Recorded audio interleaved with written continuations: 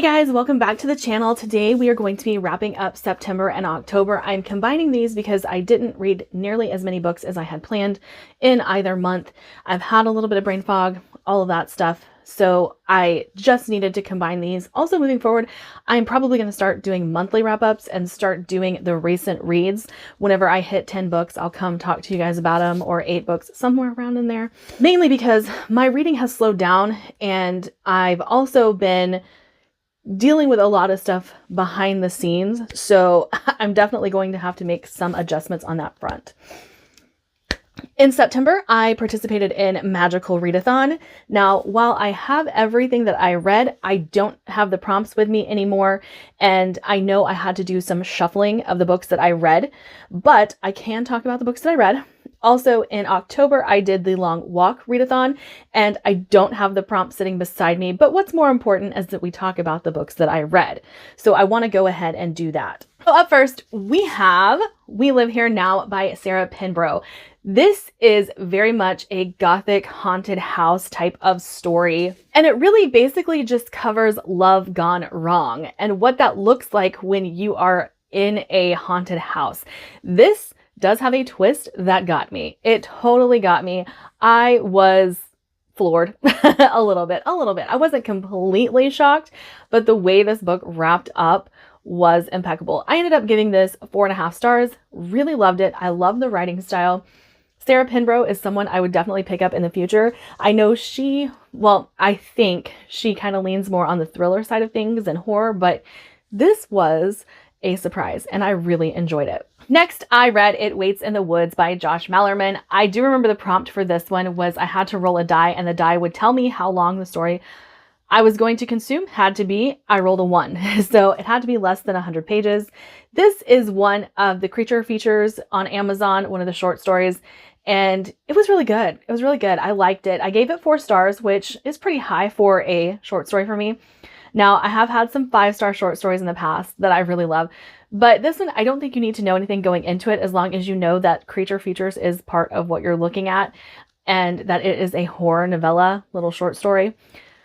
I recommend it. I think it was really well done. This next one we need to talk about because I read Red Sister. Now, we've talked a lot in recent videos about brain fog. I have PMDD, and when the PMDD hits, the brain fog hits. And sometimes I can read an entire book and not be able to tell you anything about it after I read it because it didn't sink in. This is one of them. I finally read Red Sister by Mark Lawrence and can't tell you a single thing about it. So this is going to remain on my TBR for now because I read it. Can't tell you what it was about. Can't even tell you what it's supposed to be about, even though I've read the entire thing from start to finish. So this is something that I'm going to be a little bit more mindful of going forward, especially into 2026. When the brain fog hits, I'm going to have to pick up books that I don't have to pay attention to. Probably romance, probably some horror that I don't need to have my full brain power for, but I sadly remember nothing about it. I do remember that I gave it 4 stars though. I enjoyed it enough at the time to give it 4 stars. And then as part of the horror read along that I am hosting on Fable, we read The Reformatory, and this one was so dark. This one, I had some complaints because I went into this expecting a horror. And while it is horrific, there's a lot of awful things that happen throughout this. This is historical fiction. Sadly, that's the truth of it.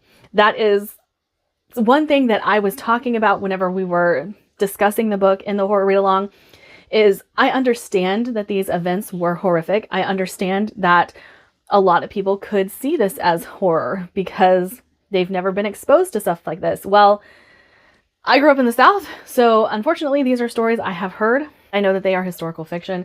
Now, this does have a ghost-like element to the story, so maybe that's where the horror is coming in here, but unfortunately, it read like historical fiction for me, and it's not something I enjoy reading. That historical time period is not something I want to read about. I'm very aware living in the South what has gone on, and I don't like reading it in books. I did give this 4 stars though, because the writing was fantastic. The characters were like awesome. There was even one that there was no way you could like this guy. He was evil. And the evil things that he was able to get away with were just, like that was horrific. But I can't say I recommend this to you unless you're looking for a historical time about racism and slavery in the South. And my dog opened the door and my son hopped in the shower, so I'm sorry if you hear some background noise. And the next book I picked up is A Theory of Dreaming. This also is a book I read during brain fog, but it was one that I could consume and enjoy without the brain fog being a problem, because this is a YA gothic story. And I loved A Study in Drowning. I bought the matching copy of A Theory of Dreaming, and this one I gave 3.5 stars. I didn't like it quite as much as the first book, but I think I liked the themes of the first book better. I don't want to get into this one too much because this is the second book of a series. I just didn't like the direction that this book took. The next one I picked up would be Hello Beautiful, and unfortunately I DNF'd this one. This was one of the books that I picked up because I love The Wedding People and I was looking for more books like it. However, this one was just slow. It was not something that I was into. It never captivated me, and I ended up DNFing it. Right, the one that I don't want to talk about. Next, I picked up Onyx Storm. Now, listen, guys, I love Fourth Wing. I love romantasy. I hate whiny characters, and Violet drove me nuts throughout the entirety of this book. She was very whiny. She was very, like, self-centered and things like that, and I don't like characters like that.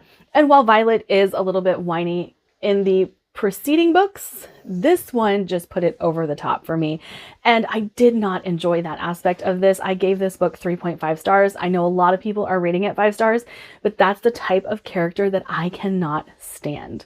I do not like a whiny main character, and when you're in Violet's head for a lot of this, it's worse. That's why I don't like Assassin's Apprentice, Robin Hobb. So I don't know if I will continue with this series. After the first book being 5 stars, the second book being 4 stars, and this one being a 3.5, the quality for me is going way downhill with every book. Next, I read The Love Haters by Catherine Center. I only have the dust jacket because my mother-in-law is currently reading this book. But I adored this. This was so cute. We have a journalist who is trying to get her career to take off. However, she's kind of stunted in her current position. And she gets an assignment from her boss that says, hey, I need you to go follow this guy. He's a lifeguard, but he's something else. He's a Coast Guard rescue swimmer. I'm like, okay, he's a lifeguard, but it's elevated. So she takes this job to go interview him. He had a really high profile case, and the case was he rescued a famous person's dog. And she's like, why? Why do I need to go profile this guy? I really don't want to. And her boss assures her that the popularity of his story will get the ball rolling, and it'll be elevating for her career. She's like, okay, fine, sure, I'll go if you make me. And he says, okay, I'm making you. And she goes and meets this guy. He's kind of gruff. He's kind of grumpy. But he says, you know, why didn't, you know, your boss come interview me? This is what's supposed to be something he was supposed to do because your boss is my brother. And so it puts her in a really awkward position because she's like, okay, I didn't know. He didn't tell me. She ends up following him anyway, and they start to bond, and it's really cute. And he gets to use his skills in the book. So it's really fun. I enjoyed this a lot, and I gave it 4 stars. And then I read Direbound by Sable Sorensen. Okay, I loved this one. This is one of them that I'm very excited to continue on with. I have already added the second book to my romantasy bingo board. This is the first book of the Wolves of Ruin series. I don't know if it's going to be a trilogy or if there will be more books in the series, but I will let you guys know whenever I figure that out. Basically, in this story, there is this group of warriors that are bound to dire wolves, and they are called the Bonded. And our main character, Marin, I think that's her name, she has seen a lot of these warriors come through because she lives in the castle. Right. She lives like near the castle, not in the castle. I don't know what made me say that. But she has seen these warriors come through her town. She's seen some of the atrocities that these men have and women have brought to her town. All she sees is the negative side of these bonded. And so she has no desire to become one of these bonded. But she ends up, her sister gets kidnapped and taken away by monsters. And so she decides the best way for her to get involved in all of this stuff and to find her sister is to join the war effort. And because she's poor, they will take her and put her on the front lines, and she's totally okay with that. She figures if she can get on the front lines of this war, she can get across to save her sister. And she goes to sign up, and of course they are recruiting for bonded, and she gets the call to become one of those to test to take the bonded trials. And it was so good, so good. And I really loved the way the bond works in this book. The magic system and the way all of these things are explained, I thought sounded like really good. I was right. But that's all the information I want to give you, because I do feel like the synopsis online is a little bit spoilery. I would have rather not known some of those things going into the book. This is one I think is going to replace Fourth Wing in my mind, because I really like the setup of this story a lot better. I don't own the book yet, and I totally need to get myself a copy. And then on a whim, I picked up A Court of Thorns and Roses by Sarah J. Maas. And let me just say, I love a Beauty and the Beast retelling. I really do. But I don't get the Sarah J. Maas hype. Maybe it's because she was the originator of this type of romantasy, and so she did it first, but she didn't do it best. I don't know. I feel that way about Tolkien. I feel that way about George R.R. Martin.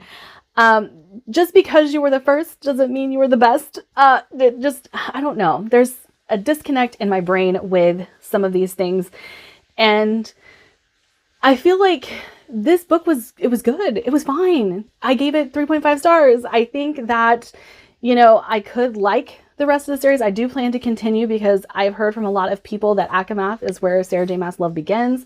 I've read Throne of Glass. I've read Crescent City. I don't get it. But I'm willing to give it a shot, because I know so many people love Sarah J. Maas. I know that so many people consider this a favorite series of theirs, but I don't get it. I just don't, and I'm so sorry. And then again, for the horror read-along, Saltbones by Jennifer Gavain. Okay, guys, I loved this. I loved this so much. I love Mexican folklore horror. I just have to say it. Mexican folklore horror is top tier for me. I love Silvia Moreno Garcia. I love Isabel Cañas, and I loved this. This story does remind me of The Deer Woman, which is native folklore, but native and Mexican folklore have a tendency to overlap because of the Aztec roots of natives and Hispanics. So I see why their stories overlap, but this was one that was so engaging. I couldn't put it down. It deals with generational trauma and what our parents do to affect the way we live our lives and the way people think about us. And, it deals with the racial divide in this part of town where she lives. I loved this. I really loved this. I think I gave this 5 stars. If I didn't, I should have, because it's still living rent-free in my brain. But it was beautiful. It's hard to explain other than what I've just said, so I will read you the tagline. It says, 3 women in one twisted family race for answers in this gripping retelling of Persephone and Demeter set in the Mexicali borderlands. And I do see some of the Persephone and Demeter kind of pulls in this book, but it was so good. I highly, highly recommend this. If you haven't read it yet, if you like Silvia Moreno Garcia, Isabel Cañas, definitely pick this one up. Then I picked up Nine-Tailed for my Patreon read along, and I have to say this one was okay. I really love The God in the Gumiho, and this kind of felt like a God in the Gumiho light. There wasn't a whole lot of difference between The God in the Gumiho and Nine-Tailed.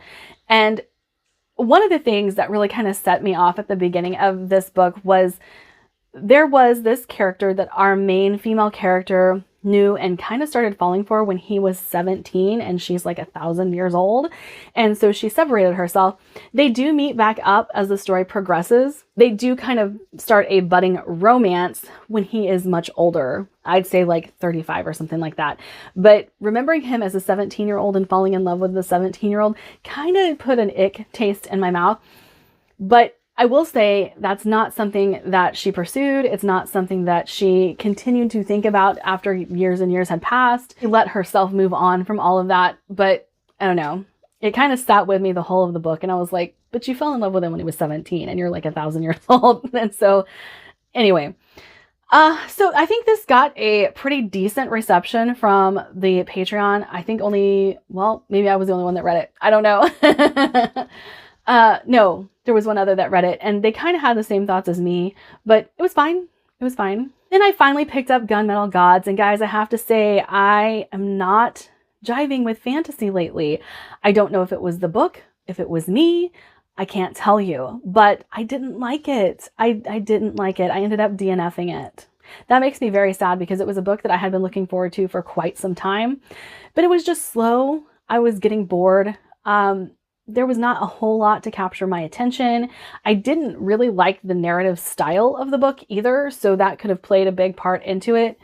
But it was one of my most anticipated reads for a long time, and I didn't enjoy it.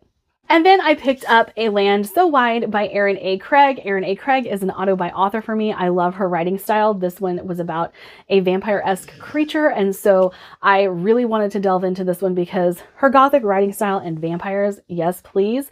This reminds me a little bit of M. Night Shyamalan mixed with vampires. The Village, it has kind of the same setup.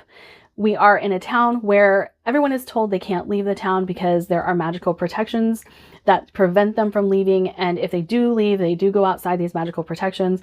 There are monsters outside the borders that will attack. Main character, she knows that this is true, but when the love of her life is sent beyond the border, she decides to go after him and things ensue from there. I really like this one. This is probably my lowest rated Erin A. Craig, and I'm giving it 4 stars. If we have to like put a number on it, I'm giving it 4 stars. I do like her other books better, but this one was highly, highly enjoyable. Moving into October, the first book that I picked up was Play Nice by Rachel Harrison, because why not? I love this cover, and I said in the video that I talked about this, is that a dragon tail? I'm dumb, guys. That's a demon. Duh. It's a haunted house story. We have a girl who, her mother passes away. Her family is kind of meh about it because they didn't have a good relationship, but she leaves the house to her daughters that they grew up in, and none of them want it because it was not a place that they had any good memories in. They thought their mother was crazy, and turns out the youngest daughter wants to flip the house. And so she goes back to the house and finds out maybe her mother wasn't crazy after all. Maybe there was something else going on. But I don't want to say any more than that, again, because there are things that if you go into this knowing, it doesn't let you like sink in with some of the shock value of this book. And I'm not saying that she does things for shock value, but there are some things that you're like, oh, is that where we're going? Oh, wait, I didn't know that. And I think it changes the way you read the book. But this is probably one of my favorite Rachel Harrisons I've read so far. I read Cackle, I read So Thirsty, and I read Play Nice. I gave this 5 stars. This was a fun time. This was a silly time. This was a creepy time. I enjoyed every aspect of it. We do have an unlikable main character, though. I should mention that in case you guys go in wanting something just super silly and you expect the characters to be just all around fun and funny. She's kind of unlikable. She's a little bit of a brat. After that, I read Lucky Day by Chuck Tingle. I no longer own this book. I picked this up mainly because I wanted to read Chuck Tingle. I didn't really know a whole lot about the book going into it, but I knew that Chuck Tingle was an author that a lot of people were starting to really love. I do still want to read more by this author, especially because I like the representation of this in this book, because it's by representation, and the main character who is told by her mother often that, you know, bisexuality is not real, and she gets this in her mind as, okay, I guess I just don't exist. And I like the way that part of the story played out. However, it was a little too over the top for me, a little too silly, a little too, like, I wouldn't say fever dreamy, but a lot of it didn't make sense and it was there just to be there. So I struggled with it, even though it's really short. I didn't love the concept or the story, even though I really liked the characters. So I gave this 3 stars. And if you like Chuck Tingle, maybe go ahead and pick this up if you've read from him before. But it's not getting a very good reception from a lot of people. So I may not be the only one. I am still interested in Camp Damascus. And I might try Bury Your Gaze if I read Silver Nitrate and end up liking it. I just don't like the whole horror movie trope. So I've been put off to that one for that reason. But this was fine. It was the 3 star, nothing great, nothing horrible, just fine. And then I read Blood on Her Tongue by Johanna van Veen, and I loved this. I loved this. I did learn that it's Vane, not Veen. I have been saying it wrong, and I apologize. This one, I was expecting a Dracula retelling, and I had heard from a couple sources that this was a Dracula retelling. I don't know exactly where I heard it from, or if people were making assumptions because there's a lot of Dracula quotes in the story, and they hadn't read Dracula. Still not sure about where the disconnect came, but this has like a bog wife feel, not Dracula. And maybe it's because the main character's name was Lucy, and there were Dracula quotes throughout the book. But no Dracula. This is about a woman who finds this body in the bog at her house, and she becomes obsessed with it. And all of a sudden things start to change. Things start to not make sense to her. Her body starts to change, and she calls her sister and is like, hey, come down here. Something's wrong. I need to figure this out. Help me. Her sister comes and finds out that yes, there's a lot of things going wrong in this house, including an abusive husband, including her obsession with whatever this body is that they found in the bog. And maybe there's something about this body that they need to figure out before her sister goes completely off her rocker. And there's doctors that keep telling her she's hallucinating. There's her husband who's abusive and things like that. So feminine rage plays a big part in this, and I really enjoyed it. Now, I did not like this one as much as My Darling Dreadful Thing, so I did have to give this 4.5 and not 5 stars because I've seen Van Veen do it better. So that's my only reason for giving this 4.5 and not a 5 is I just love the other book more. Okay, new obsession, guys, new obsession. I'm not obsessed with this book, like the book itself, but I am obsessed with these characters. I'm obsessed with the story, and that would be Broken Souls and Bones by L.J. Andrews. When I say I'm not obsessed with the book itself, I keep getting these tiny hardbacks from Amazon. Where are these coming from? These are printed on hardcovers and everything. I don't get why I keep getting this style. I have this in Broken Souls and Bones and in The Wind Weaver, but I don't know what to do with them. I haven't decided if I'm keeping them or what. Anyway, I'm obsessed with this story. I loved these characters. This is probably one of my favorite romances currently. L.J. Andrews is great at world building. She's great at writing character development, and I want to read everything from her. I've already bought the Ever King trilogy. I did buy it on audio though, because I want to wait and get all of the matching hardbacks, and I'm hoping that maybe there will be someone redo the hardbacks in like a special edition, but I loved this. In this book, we have a girl who is a melder, and melders are sought after by the king for a very specific reason that's kind of unknown to anybody. He wants this magic at his disposal, and when the king's melder dies, he goes in search of the girl that he knows holds this power. And he doesn't know who she is, he just knows that she exists. He sends out some of his best troops to recruit her into his care. And anyone known to be hiding anybody with these powers can be punished by law. So when the king's men show up to find her, she knows she's in trouble and she tries to run. However, Rourke, who is one of the king's go-to guys, finds her. She knows she's in trouble. She knows she's been caught, and she submits. She goes to the castle to live with the king, and the people who were hiding her go for their punishment, and she asks to spare their lives, and they end up living at the castle with her. Now, the one thing I love about this romance is Rourke is mute. He is mute, and so she learns, her name is Lyra, I keep saying she, Lyra learns to sign so she can speak to him. She learns his language. He talks to her with, sign, and he talks on her skin sometimes when they are in private and he can only touch her back. He will sign along her back or her arm. Sometimes he signs along her face or her neck, wherever he can reach to get his point across. And oh my gosh, it created so many intimate moments with these two characters that you can't help but fall in love with them. And this is also one I saw every twist coming, and I didn't care. I didn't care. I knew exactly who this shadowy figure in her dreams was. I knew exactly what was going to happen whenever the king brought her to the castle. I knew exactly what was going on with the king and, you know, who was going to betray who, all of those things. I saw it all coming a mile away, and I didn't care because the intimacy between these two characters was so brilliantly written that I am rooting for them. I want everything, but like, I want the best for these two characters. I want them to gain whatever it is they need to succeed.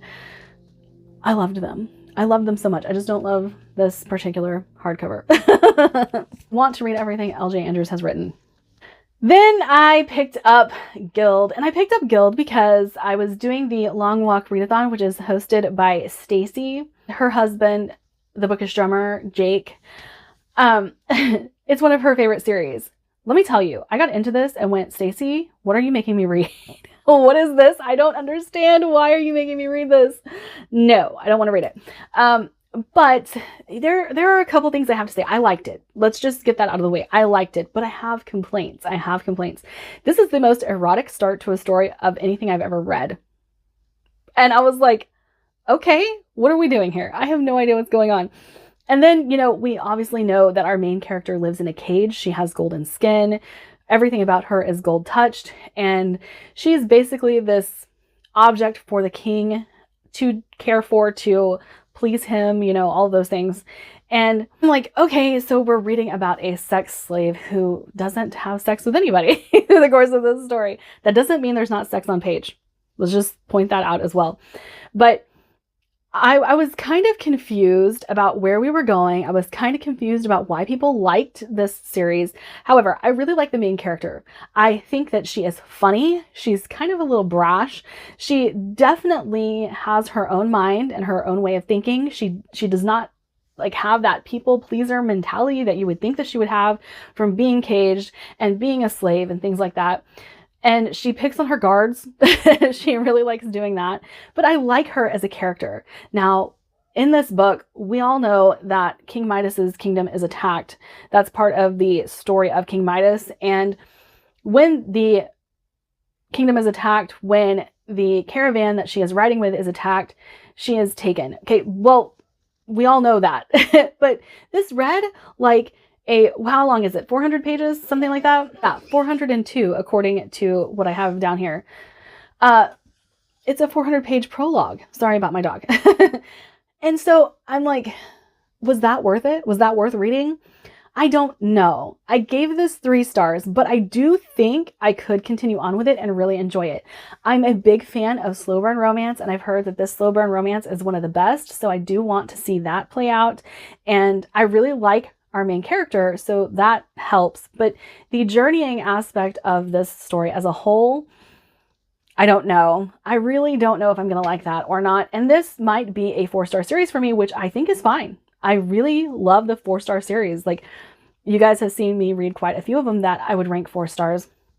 Not everything has to be a 5-star, but this start of it being a 3-star, I have reservations. I definitely have reservations. And then I picked up The Crimson Road by one of my favorite authors, A.J. Slatter, and I was not in the mood for it. I ended up soft DNFing it, but this is a vampire story set in the sourdough world, so I do think I should really like it. However, at the time, it was just not working for me. It was boring, and I don't find A.J. Slatter's books boring.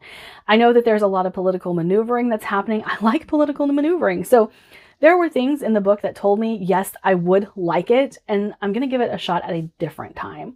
I think it could have been the start of brain fog, and I just didn't recognize it. And so I went ahead, set it down. I will pick it up at a different time. And then lastly, I read The Serpent and the Wolf by Rebecca Robinson. And this says perfect for fans of Raven Kennedy, Thea Guanzon, high stakes political intrigue, steamy slow burn enemies to lovers romance. All I can tell you is this book didn't work for me. I don't know if it was the writing style or the fact that it seemed like nothing was really happening. I don't know. I don't remember this book, to be honest. And I just recently read it. But I just kept thinking, I don't want to read this. Like, I don't want to read this. And I just think it might have been the writing style that wasn't working for me. So I can't tell you a whole lot about it. But I did DNF the last 2 books of October due to the fact I think I was having some brain fog. I think that's what lent to me not liking the A.J. Slatter book, because I've liked everything else I've read from her. And, you know, this one, just the writing style not working for me. I didn't care. I got to the point I didn't care to read it. I didn't care to pick it up. And yeah, sad way to end the month. But that is it for my video today. Like, subscribe, do all the fun things. I'll see you guys in my next one. Bye.